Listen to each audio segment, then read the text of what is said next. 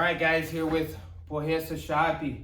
All right, he's helping out. He is actually, if you go to our academy, you know that he's the guy that teaches this program, and I kind of in helping him more than anything these days. But it's awesome to have him here this morning. Our other Uke, Micah, he is out of town selling fireworks. Okay, so just give you his personal business is what he does around the new year and also in the summer. Anyway, so without any further ado, we're going to get into our next class here. We're doing class 34, right? This is a great class. It emphasizes a lot of base. Base is everything. It's on the ground, it's standing.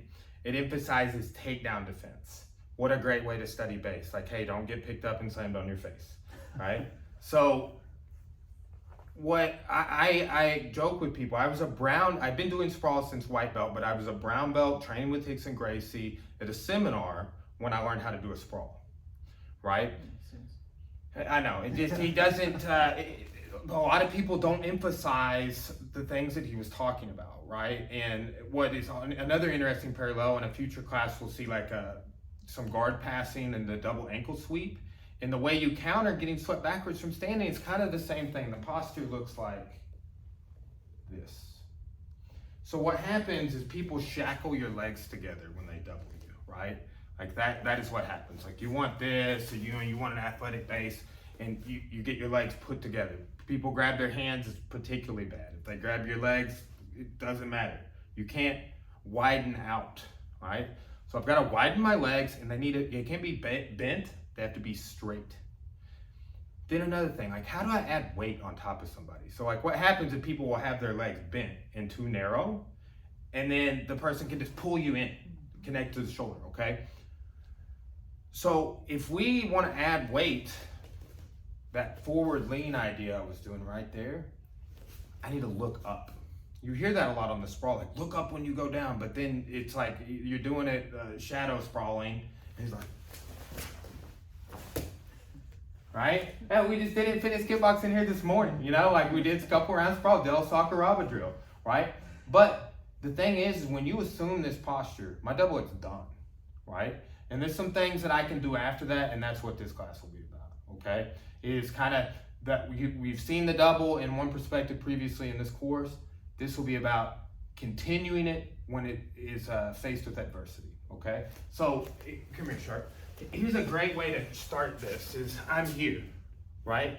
I'm up underneath him. Even if my hands are together, I could be standing. It doesn't matter, right? You need to look at this from different angles. So look here. His legs look a little bent, not a lot, just a little. And that little will get you taken down, right? You see, he's got a kind of a bend here and his hips are going forward. Or he's bent at the hips rather, okay? If he starts straightening his legs, walking them back, good, that's the leg, nice. Now I'm feeling those hips, you brought those hips forward. Now just subtly look at the ceiling. Right, I'm really starting to lose on this, okay? Now, add a little bit more weight, and as I start trying to drive, that happens, okay? So, we want to start getting ahead. A lot of times, in a lot of environment, we're in class a little different. I can hear their hands right, hit the mat. Like, I definitely feel them let go of my legs, right? But we just kind of start in this here, boom, and yes, I'm giving them some resistance, boom, right? Then you can start, okay, well, I'm gonna shoot in from standing, and a real basic way we can do that is I'm gonna grab you and start pulling you down. And when you pull up, boom, that's like a real basic wrestling concept. They'll be trying to put you in a headlock, and when you pull, it's a trap, all right? But I pull and I feel he's posturing, and then I go in. See, you got it, nice. What happens, it feels like you hit a wall when they assume this posture. Okay, continue further, and then he adds a little, weight. My hands go on the mat. I can't go further anymore. And that's kind of in a future technique, we're like, okay, I can't go further anymore. What do I do now? I want to still get the double, right? So we have to learn this sprawl so we can learn how to deal with it, right? How to continue this double. So now I'll do this. I'm not gonna go down to the mat because, hey man, I'm 36 years old. You got a knee, you got a weird knee too, you know, like I'm trying to not be like you. My knees are actually good. But this, you know, I did shoot a beautiful shot the other day, and then I was like, oh, my knee hurts. Right, you know, and it was not even a hard shot. Like didn't make abundant mistakes or anything. It just, any heavyweight will tell you that they don't do that too, right? The double we showed previously in the class, you don't go to the mat. But here, learning how to take the double where they haven't dropped, go ahead and start sprawling. Yes.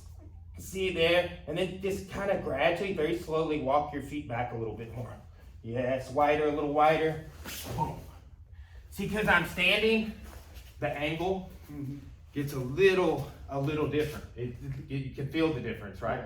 Like, man, I just have further to go before you get me on the floor. So when they're standing, you might have to walk back a little bit more, okay? But here, right there, okay? Now, that's the basics of the double leg sprawl, right? And you need, again, just to recap, legs straight and walking apart. As soon as their hands let go, you don't have to do that anymore, right? You need to keep your legs straight, but you don't have to keep walking them back and away, all right? It's just about defeating that balance being broken here. This is anti-posture. You're going to get taken down here, okay? However, if I can start getting my feet back, start looking up, expanding my chest, bringing my hips forward, right? A lot of times people will be doing all of that and then they're not looking up, so they're missing out on 15% of the move or something, right? Like it's more than you would imagine, right? It's that looking up. I've been doing all of those things and then looked up and then beat somebody, got their hands off of me, right? So it's sensitivity too, to kind of like, you might pronounce with one hip a little bit more than the other. I'm not trying to full on turn, but let's just do this. I'm gonna kind of come in on you at some of the different levels. Nothing too crazy fast, but as soon as my hands stop, we'll reset, okay? All right. Beautiful. You felt like a wall. All right. Nice. Oh, beautiful. Right? And it felt like there you went, yep, right? And look, just as a sidebar, and we'll talk about this later in the lesson. He beat me, okay, we're done, put his knees down. That's fine, but we're done at that point, right? He's putting his knees down because we're done taking his weight off me to be nice, right?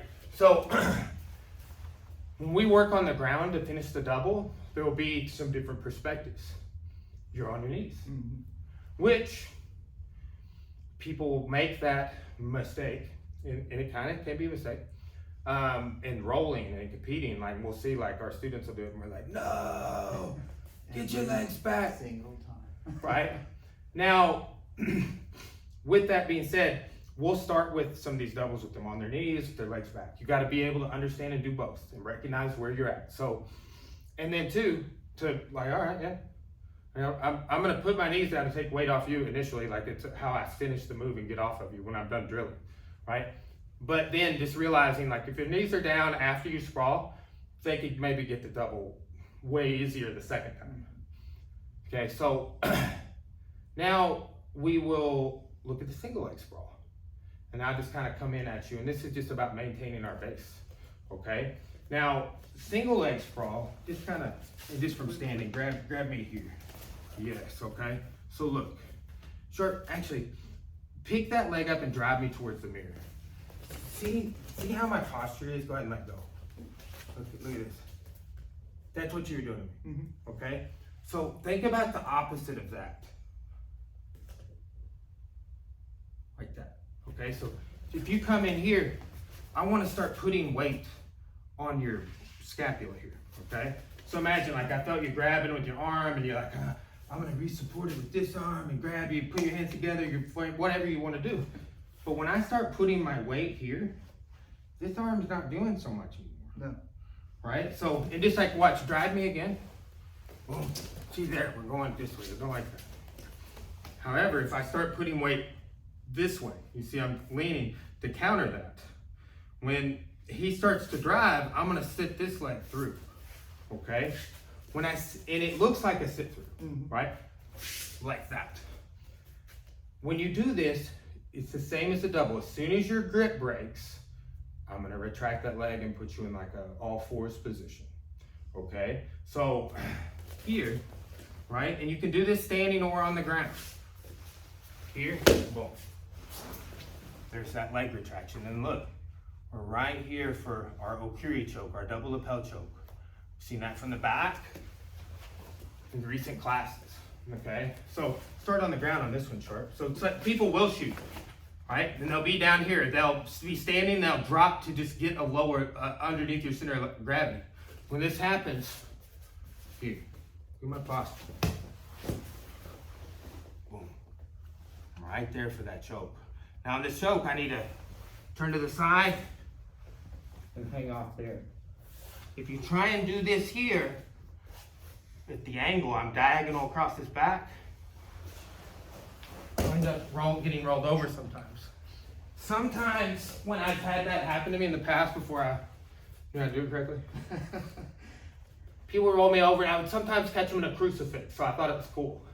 Until like the third time I didn't catch the guy in crucifix, you know what I'm saying? So there's some follow-up there, but you don't want to roll on this one. You want to stop them, so what they can do is roll out, sit through, and unwind the choke. If you do it teed up with the person where his head's running this way, where you're running straight across their shoulders.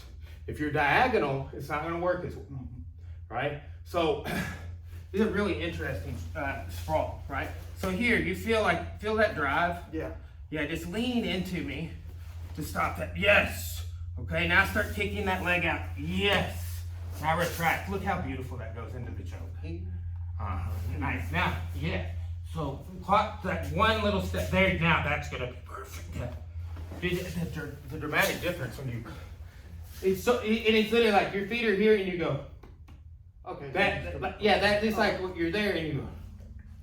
It's almost like when we're in side control. And we're like that. Okay. You know, it's like it's that subtle with the deviation.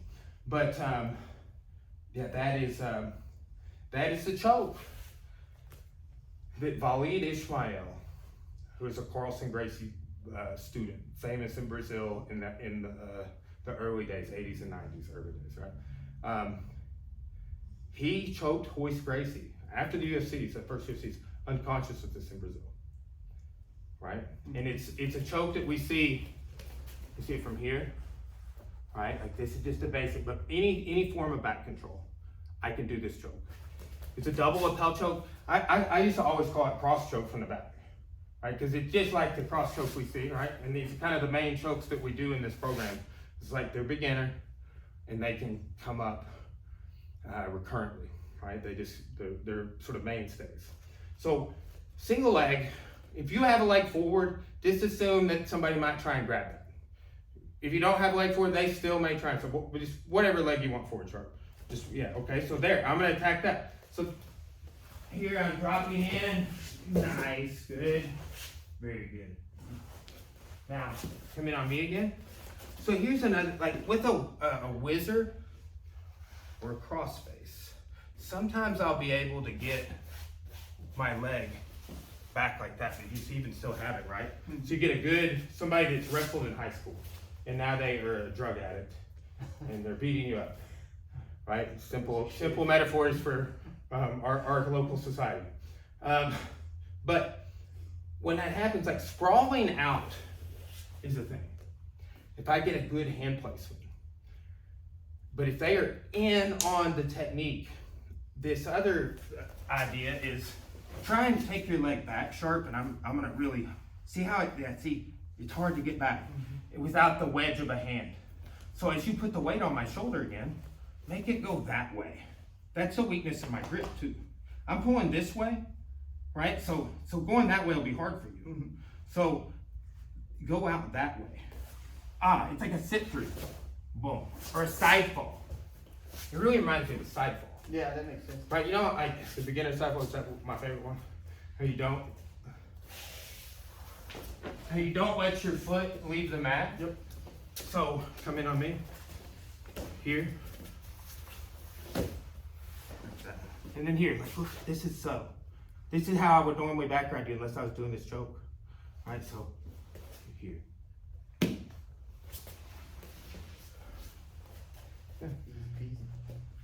When I go to finish that choke too, you don't want your head like this. This is my face, right? My fingers and my eyes, right? You don't want to be looking up like this. You want to let your head kind of flow over them. Now you could be doing everything correctly and have your head like this. We want to flow over the top. It's going to prevent them from getting out of the choke, and it'll start flattening them on their side. And it'll put you unconscious. Hoist Christ, he got choked unconscious with that, right? So, and it's just been sort of a classic in the history of the art ever since, because people were doing a different choke that you can get out of the way Hoist tried to escape. When Hoist tried that escape, done. Yeah, Went unconscious. Escape there without. And too, I've seen a cool video of Henry Akins breaking it down, right? Of the fight, the jiu-jitsu match with Hoist and Bali. So, but that single, it's like a sit through, and we retract our leg as soon as we break. So if I'm here, boom, he's got that weight on me, yes. See how easily that leg retracts? Go ahead and finish that choke one more time. That's good, dude. You got that connection. You have to take advantage when Brian lets you submit. Oh, I know, right? Keep that in.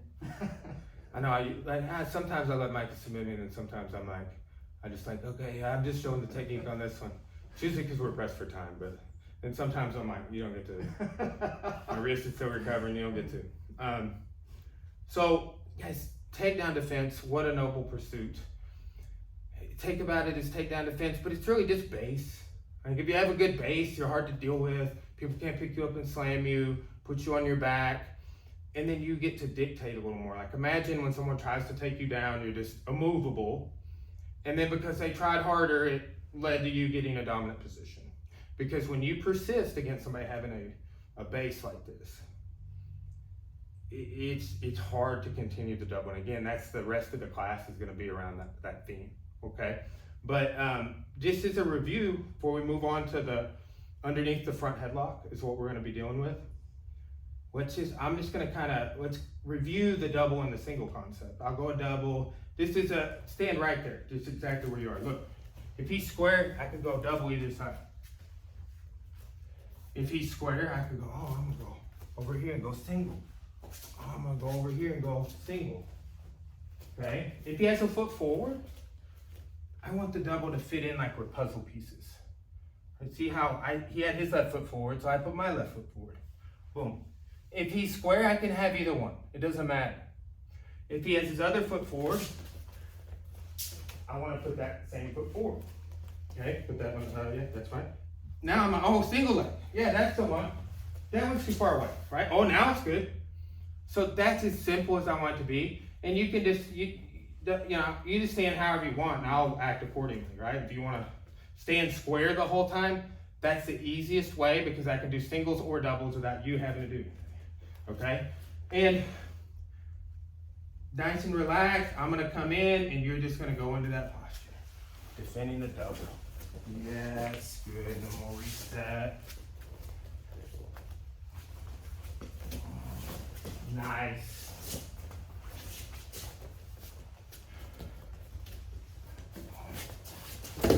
Beautiful. When you hear when I say cue in on the, like if you can hear in the environment you're in, their hands hitting the mat, they make a sound because it has so much of my weight that went into my hands, like a substantial portion. And then think too, like, all right, well, their hands are on the mat and there's weight on them. How are they going to defend this? So that's why that choke goes in so well. Is because you forced me to put my hands on the mat. Okay? I would say one sidebar. Will you get in the front headlock, please? If you win on a double here, and we want to go to the side, that sit-through motion here, just like we did with the single defense, it's like a sit-through. We can go to the side here and be right here. okay? Can you do other methods to get to the side? 100%, right? You can kind of back step over to the side. You can just clock and spin. You get into some of those and a little more conducive to like, that worked so well because you had this hand placement. You know, like I'm not gonna clock personally unless I have a hand on your head and your arm. Mm-hmm. That's when I'll just spin on my chest on your back. What if I don't have that? Well, it just didn't happen, right? Whatever reason. Well, I'll do the more sit-through version. Sit through and then step over. And that's the same idea as that what retracting after we defend a single leg. Okay? So that's that. We're gonna be right back and kind of lower our camera down, and then we'll go over some of those same scenarios from the front headlock. This is gonna be all about, we're gonna call it 4 directions of a double leg takedown, right? It's like, maybe your double didn't work because you were just thinking about going forward with it. Well, when you start adding that side to side and forward, backward, dynamic together, that's when you really start to open the door on continuing that failed double, right? Okay, we'll be right back. Okay guys, we're gonna go over double leg takedown, but we're looking at the perspective of, we kind of lost out on the sprawl a little bit. I went in and we'll start off with, I'm driving forward and I wanna keep going. So that's like one layer of this. I overcome the sprawl and I continue my double leg, okay? There's some different ideas with that. If you cannot keep going, you back up. So that's the first dichotomy, is forward and backward, okay? And we don't want to just be binary with that. I just, oh yeah, it's forward and backward. Yeah, if I can't go forward, I'll go backward. And there's also left to right, right?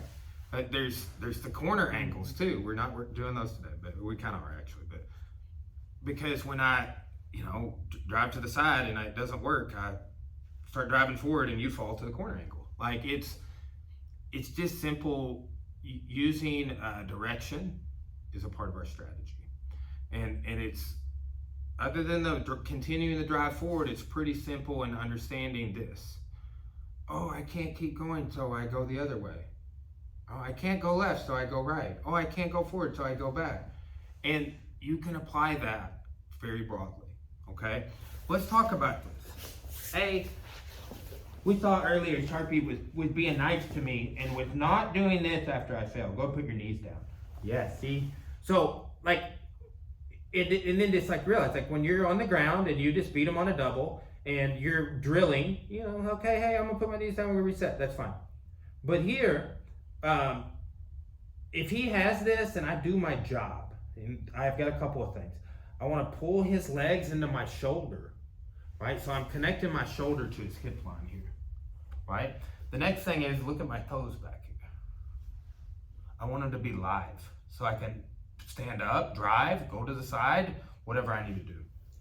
Okay, so here, boom. So if I'm wanting to do this and I want to continue the double leg, I'm not in a good posture for that. However, I can get in a good posture by using a concept we've seen in other classes, reposturing, right? And if I have your legs and I reposture, it turns into a double leg. If I don't have your legs and I reposture, it turns into a sit-through, right? So, for example, the last class, grab around my chest, please. Here. Boom, like that. It's the same sort of motion, right? So when I'm here and I'm connected, boom, if I can come up on my toes and drop back down, boom. That is so simple.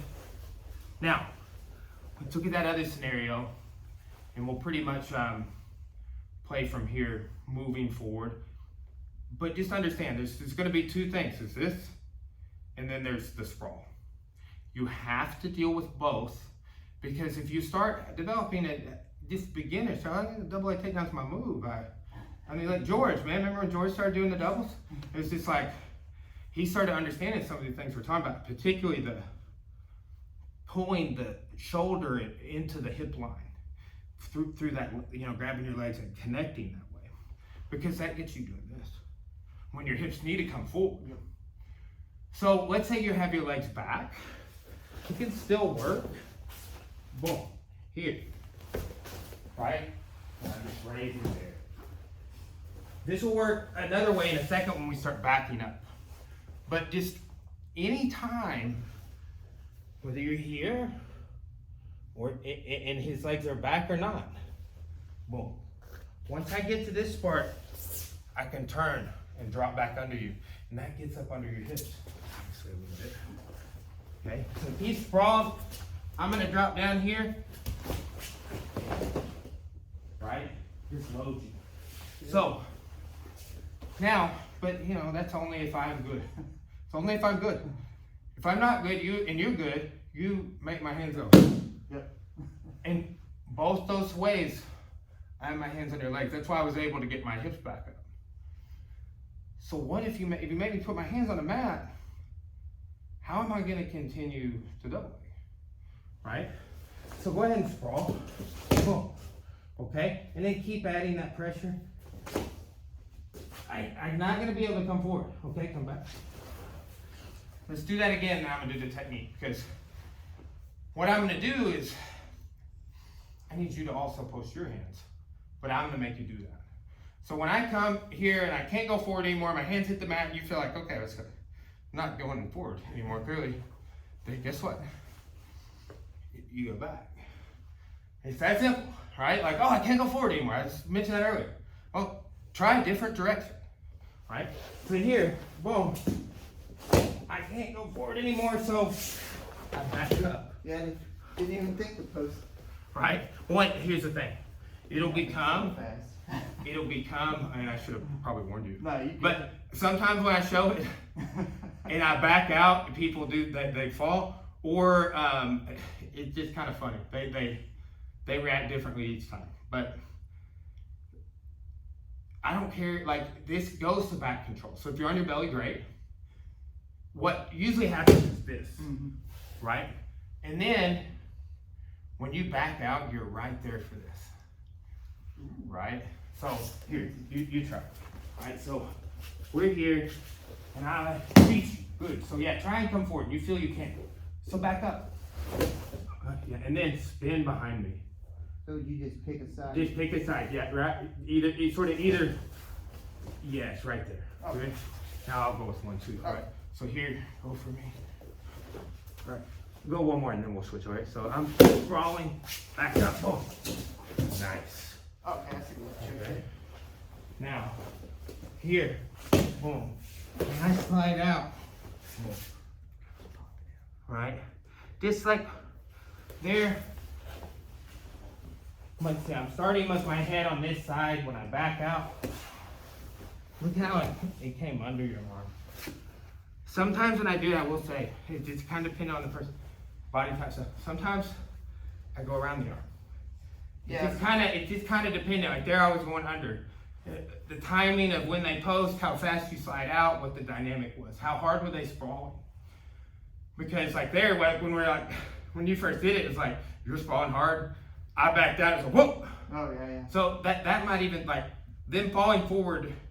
We see this in half guard too. Like I'm always in different situations trying to make people post their hands. Talked about it on the sprawl. If your hands are here, how can they defend my chokes and stuff? So you have some time to maneuver around, right? So try that back up one more time, right? Boom. Yes. Good. Yeah, and then swing around. Yeah. Boom. Right there. Nice. And just go into that Okiri sort of choke. Yeah. Because, guys, what happens is I'm trying not to teach this so much from like, hey, you have them in the all fours or turtled up, and Sharpie would be a great person to, what Sharpie wouldn't let me do? Just say, hey, like you don't have to have your hands on that. Just turtle like you normally would, right? Like, yeah, so I'm gonna choke you, Sharpie, right here, okay? You just don't let me get the first grip. All right, I'm gonna try again. See? Now watch this though. From here he sprawls, Boom, and I back up. Woof. We're already there. So, just like we saw in the single leg defense earlier, you try to like, already there. So think about it is, we learn techniques like, I'm there, I've got an internal.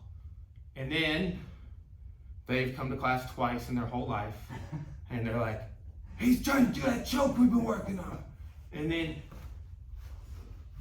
you just do that and it stops it. So I like this as a basic strategy, even for beginners. Hey, we kind of got there and then we attacked. I would say as a competition coach is a part of what I do. One of the biggest mistakes in the whole sport is the spot we're working on, and then the person that wins the sprawl. You failed your double, I won, right? Mm-hmm. I go around, or maybe I just backed out of my double, whatever. I got your back. And then they're like, that was intense. I'm not going to take his back the rest of the way and set the hooks or choke him. I'm just going to kind of stay here. And then what you do is you're like, yep. And it's so strange because statistically, when people move from the front to the back, set the hooks and go for the choke, it works. Mm-hmm. When they stop, everything diminishes. Like, oh, well, the person got their guard back, or you get thrown off over the front somehow, and then you're on their back and guard, and they're passing. I mean, I've been in the coach's chair, coaching against somebody that was making those mistakes, and then our person making those mistakes. So, and just one of those things. But think about it as I'm getting into the back, I go for an attack. As I'm getting into this, you're in the all fours. I want to control you, set hooks. People like that just get there and then they won't control you. They won't set hooks, right? And we'll tag on just a little bit of the control from that spot at the end. Just think about it. I get there and we're good, okay? So that's backing up. And I just asked, the class the other day, I was like, okay, so what's something basic you could do to stop me if I was backing up? Like, what's the most simplistic thing that comes to your mind? Stand back up. Sort of, yeah. And if you do that, stand back up, you could kind of follow them. Yeah. You know what I'm saying? Like, standing back up will keep you from doing this. Yeah. But what'll happen is like people kind of take some weight off, because like, shit, that weight is gonna make me fall on my face like a second ago, right? And so they're not so committed that they can't back off and do something like stand up or follow you. They do either one. I like it. We're good. So let's do this real quick. Over here. So boom, I start backing up, follow.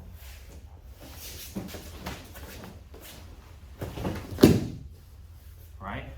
Let me give you this reaction, because again, it's the stand up and it's the follow, but as soon as you lose on the sprawl, you're kind of stuck underneath me, so that backup works. So if when I go to back up, you stand up, I'm still right under your hips. Yeah. You know what I'm saying? Just like that reposture, right? So go ahead and shoot in on me. I start sprawling, boom, boom, yes. Now you start backing up here. When I do that, if you're live toes, just shoot back into me. You know what I'm saying? Just kind of, boom, yes. Right, so here, boom, here, right?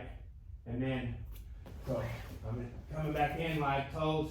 And then look, because I've got you under the waist, bent like that. Right. 15 years of trust right there.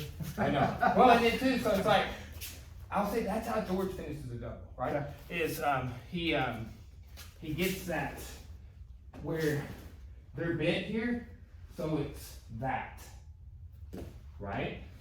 So back down here, and boom. So I sprawl. You start backing up, and I'm following you. Now go. See how easy that was? Because I was moving. Mm-hmm. And then too, the ones where we went, just pick you up in the tilt, right? But the idea is, back down. Up. Yes, here. This is what happens when you come back in off of that fall over stand up. My head is, like my eyes are right over where I'm hitting on your back, right over your kidneys here. I cannot even sprawl out of this. I'm too far forward, right? So just don't even worry about it. Just pick me up on your shoulder. Whoop. Right? So I used to always see this off the shot. People would shoot in it, and I'm like, oh, that's.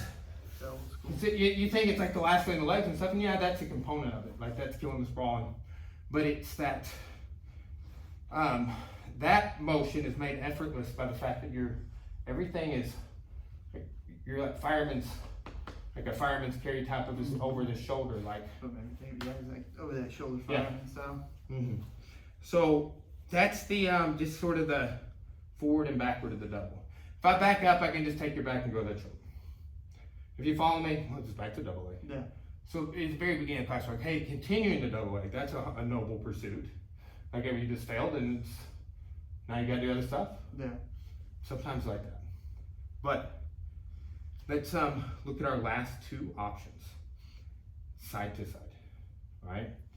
I want to be able to drive you to the side and make you post the hand on that.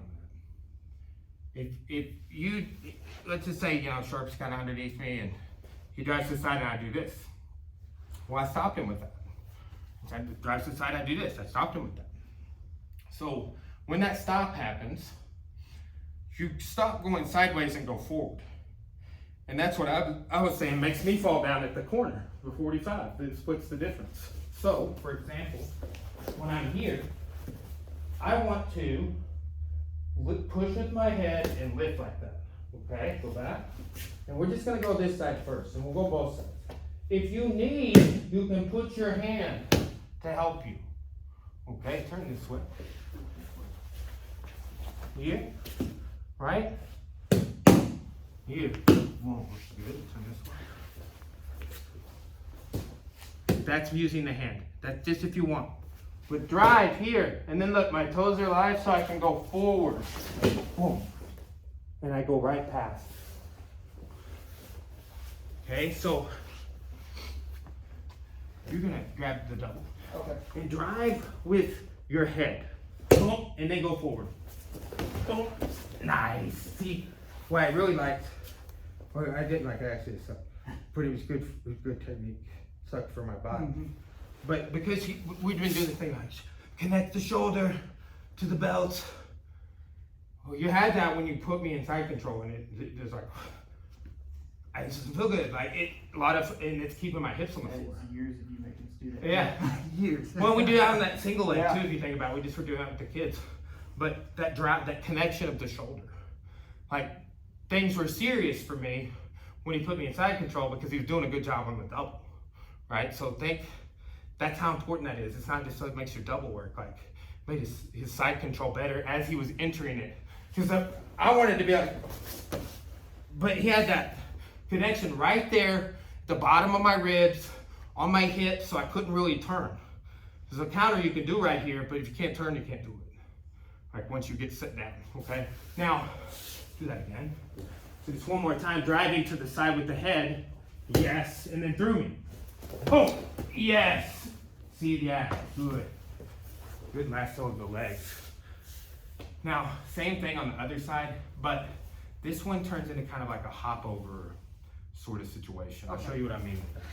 So here, this one is like, a lot of times you just feel like I can't drive that way, right? For whatever reason, so I go this way, right? But then people are like, when I land, it feels weird. They have to cartwheel. You have to do the cartwheel pass. Yes. Here's slide this way just a little bit. So here, when I'm here and I drive, I gotta hop over straight by. No, that was beautiful. Right. Takes the hand out of play for a split second. And that's how much of that has been the theme. Oh, I made you sprawl. Yep. Oh, I got out of your single, made your grip let go. So your hands are doing these other things and not fighting. So with this, it is the hop over. I'm glad you. And you're like, oh, Robin did cartwheel passes for years. All right, so drive with that. And then through me, boom. Yes. Nice. Once again, years of training to get that hop step down. Yeah, I did one the other day, and I'll teach it with the beginners a lot of times without the float, Mm-hmm. because whatever, we're floating because we've done it. I've done it 1,000 times. Yeah. Easily. We did those hop over passes for competition training back in the day. We did 100 in a sitting, and that was like the warm up. Mm-hmm. So,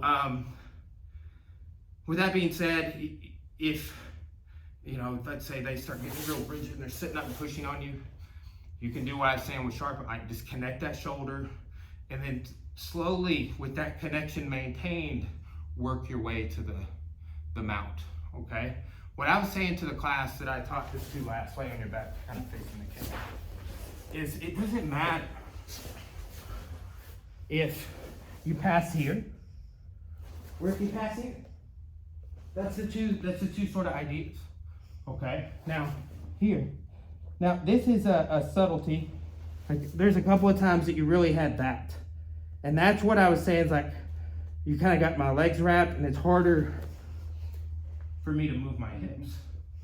This is not a part of the class. This is bonus. Okay. Jack taught me this, and he literally said the same phrase I'm about to say to you, and I was like, I get it. I totally understand. You know the sit-up sweep, right? Mm-hmm. Act like you're going to sit-up sweep this way, and then go on both hands that way. So kind of turn in like this, a little bump, and then go both hands the other way. Yeah, and then you go there or go to mount, either one. Yeah, see how that looks like grip? So, hey, you don't have to show this in the night, but what's here? That is simple. Right, so like, you're here. And I will say there's a way that I can do it with your head is on the other side going this way. But this is the switch, okay?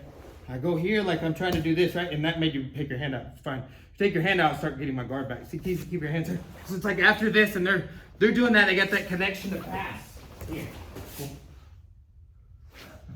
Right, and then you kind of low mount to. Yep, right to grip. So that It's always Jack. It's always I know. Jack showing the fun stuff. And so Jack Toffer is who we're talking about. He's a friend of ours. Sharps trained with him, and it's like made the sojourn to California to learn the secrets. But BJJ versus cancer, some of the same techniques that we teach in this program, you will see Jack teaching there. I've recently, Sharpie has done several seminars with him. I have just recently I did a seminar with him, and he only taught stuff that I knew. Mm-hmm.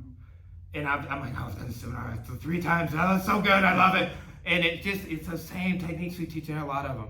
And, even though I have trained with Jack like 100 times, probably, like hours, hotel floors, you name it, And that seminar, I've done all the techniques. I've been to multiple seminars. I've been to private lessons, classes, everything. And then he's like, throws out a new detail. Mm-hmm. He's like, yeah, you really want to keep your torso relaxed so you can. And I was like, you never said that. Same thing with the guard break. Something brand new. Last time I worked with him, I was like, where was this been 15 years ago? So, but guys, I just want to encourage everybody because look how excited we are about this stupid little thing where it's like, oh man, we're just. And Sharpie is one of the guys out here I've known the longest. I've known him way longer than anybody else I talk about that we've trained with. You know what I'm saying? That like some of the names we bring up, like we've been doing this together essentially the whole time. And we are still just like, did you see that? And I guarantee you just since the last time we've done some of this stuff that we did in this class today, you probably picked up in a detail or two, right? Yeah. And maybe it was that technique or whatever, but that should be encouraging, right? Like when I see my instructor do things, I was saying about this yesterday, and you don't have to compete, right? Like sport, cool, if you do that, like I coach sport, I compete as a sponsored athlete. This dude's fought, we both fought. Like, you just, if that's what you're into, cool. But, doing, when you see like your instructors continue to learn, or to continue to compete or push themselves. Like my coach, 62 years old, just competed in Masters Worlds 6 months after having elbow surgery, and I haven't got to see him compete in jiu-jitsu ever. No. He competed, he got like third in it wasn't even a Masters Worlds, it was 2012 or something. He did the Brazilian Nationals, is what it was called then. Like, had to go to Brazil just to go in the 30 and up category to get his own age. And because at that time of the sport, like now that same division is happening in Vegas, and there's over 11,000 competitors when we were there this last year, just a few months ago with Justin. But guys, that should really pump you up. I was just thinking yesterday, I was like, man, how inspiring it was that dude did that. Like, I mean, I get emotional just thinking about it because he didn't have to do that. I had all the respect. I told him, I'm like, dude, I respect you. I would not, I don't even need you to go do this. And it's just like, you like one up to me. Like, I like respect you more now. Like, it's weird, you know? Like, but that just inspired me, you know? And he didn't have to do that to inspire me. He could have just done more pull-ups, which, like he told me yesterday, his pull-up reps he did. And I was just like, you got to call David Goggins and get him to come do a workout with you. So, but guys, that's how it works, right? If you are not a full vessel, and I'm trying to not be, I'm always picking up new stuff, and these people that we mentioned, it's sources, and like, oh, they learned this from Jack, tell me this, Chris, you know, Hickson, whoever it was. You always have more to learn. You're never going to figure this out. Like, this is an infinite, ongoing thing. You're going to do it your whole life. And is there figuring out art? Can we figure out? Guys, I figured out art. That's just such an abstract thing. Like martial arts. Like, yeah, you can figure out how to defend yourself, simplistic fighting techniques, but you are always going to refine and polish. I'll use a metaphor about Shawshank Redemption, him taking those nasty looking rocks from the prison yard and polishing it to a badass chess piece. That's a great reference, yeah. Right? Like, he's like, yeah, just polish. And imagine the time, though. I remember one time Maverick, you also know, talking about sanding his motorcycle, like to paint it, and how many hours he had in on like prepping it. And I was like, what were you thinking about that? Like, I could just stand there sanding this thing. Like he had like a station set up where he would do it for hours. But that's the grind. Metaphorically, you know, it's what it takes. So keep learning, guys. It's good on this class. It's a great continuation of the double leg stuff we've seen previously. And I think the biggest value of this on the front end is the base. Like, don't get singled and doubled. So many people wrestle now. It's always been a part of our nation's history. They took the submissions out at one point around the start of the 20th century, so it could be more palpable for school. At one point, they were doing catch, and then when they're like, yeah, we got to take the submissions out so we can get it in schools. I mean, judo underwent a similar process, right? But even then, like when judo was trying to get adopted in the United States, 1905, they were like, we're more wrestlers, you know? But so so what I really said is a 120-year tradition in this country of our military and our school kids, even though less so in the South, doing wrestling is a leisurely pastime, sportive activity. And some of those people will grow up and become a deadbeat dad, a drug addict, a con man, a criminal, you name it. Domestic abuser, and they are going to have a skill. It's true, right? And you know, I see videos like this all the time, because the YouTube, Google, they know who I am. They're like, this guy wants to see the fight videos. He works at a place that's like that. You see, send them all. So, but I see it's like, oh, wrestler in a party challenges BJJ brown belt. You know, and it's like, yeah, the BJJ brown belt always comes out on top. But it's like, what about that wrestler at a party challenging nobody that he doesn't like, you know? 15 to life. And then how many places, and I bring this sort of stuff up in these classes, but I've been places like that. To know, like, and it wasn't even a place where I'm like, man, we should be careful watching out for that stuff tonight. Yeah.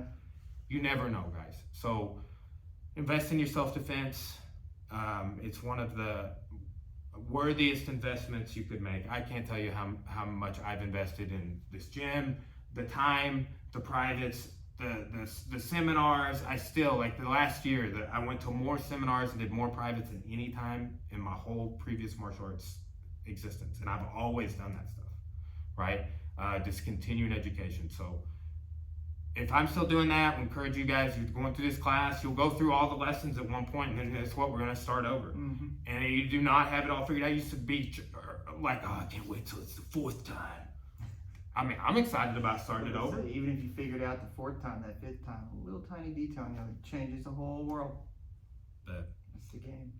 All right, well, we miss Micah, and, you know, farewell fist bumps.